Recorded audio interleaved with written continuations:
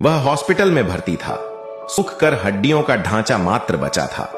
पिछले 1 साल में सारी जमा पूंजी लग चुकी थी, मगर बीमारी थी कि ठीक होने का नाम ही नहीं ले रही थी। वह पत्नी से बोला, मुझे घर ले चल, अब इन सूखी हड्डियों पर पैसे लगाने से कोई फायदा नहीं है। पत्नी बोली, घर बेच दूंगी, मगर जब तक आप ठीक नहीं हो जाते मैं हार नहीं मानूंगी जी। वह भरी आंखों से बोला, घर मत बेचना, सर पर छत नहीं रहेगी तो तुम्हारा और बच्चों का क्या होगा। यह कहानी केशव की है। नौकरी छूट जाने के कारण वह मानसिक तनाव में रहने लगा था। तनाव इतना बढ़ा कि नींद आनी बंद हो गई थी। हर समय सर दर्द रहने लगा था। फिर और बीमारियां भी होने लगी। ब्लड प्रेशर, डायबिटीज और दिल की बीमारी ने भी घर कर लिया था। उसके शरीर पर कोई भी दवा काम नहीं कर रही थी। केशव की पत्नी मीरा कई हॉस्पिटल बदल चुकी थी, मगर कहीं भी राहत नहीं मिली। डॉक्टर का कहना था कि मरीज खुद ठीक होना ही नहीं चाहता। वह निराशा और अवसाद में घिरा हुआ है। सारी जमा पूंजी खत्म हो चुकी थी। गहने बिक चुके थे। घर में जितना भी महंगा सामान था सब बीमारी की भेंट चढ़ गया था। सारे रिश्तेदारों ने हाथ खड़े कर दिए थे। फोन भी नहीं उठाते थे।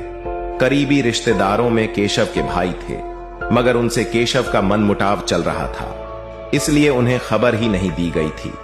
शुरू में मीरा के भाई भाभी आते थे, थोड़ा बहुत पैसा भी दिया था, मगर बीमारी लंबी चलने लगी तो उन्होंने भी किनारा कर लिया था। अब वह अकेली संघर्ष कर रही थी। अर्धांगिनी थी वह उसकी। मरने के लिए अकेला कैसे छोड़ देती। उसके पति का गांव में अपने भाइयों से पुश्तैनी जमीन को लेकर झगड़ा हो गया था, इसलिए बोलचाल बंद थी। मीरा चाहती थी एक बार उसके भाइयों को खबर तो करे, मगर केशव ने साफ मना कर दिया था। उसे भाइयों से नफरत थी। एक शाम हॉस्पिटल में केशव बेसुध सा बेड पर पड़ा था। उसकी पत्नी दोनों बच्चों के साथ उसके पास बैठी थी कि अचानक केशव के चारों बड़े भाई आ गए। आते ही भाइयों ने कहा, इतना पराया कर दिया क्या रे? इतनी बड़ी मुसीबत में होकर भी याद नहीं किया। पता नहीं कैसे भाइयों को देखकर वह सुबक पड़ा, फिर जोर से रोने लगा। बड़ा भाई बोला, माना कि तू बंटवारे को लेकर नाराज था, हक की लड़ाई को लेकर नाराजगी अलग चीज है रे, मगर मुसीबत में भाइयों की ताकत तुमने आजमाई ही नहीं।